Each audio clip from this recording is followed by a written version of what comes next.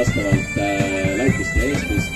Tegu on väga kogenud vanade võitlejatega ja võitlevad siis relvadega, mis on ütleme kõige ohtlikumad.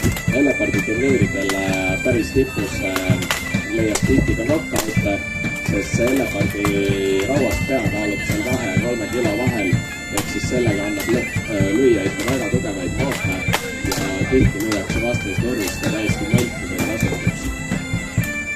Ja nagu näha, siis tegu on ka kogenud võitlejatega, kes siis kohe nagu palju nii-öelda agressiivsemalt julgevad asja võtta, et kui siin eelmise kahe võitlusega näiteks võrrelda. Siin on Raivo Ellepart näiteks Läti võitlejale niidi kiivrisse kinni ja see on minu arust ka üks põhjus, miks selliseid võrega kiivreid on nii ohtlik kanda.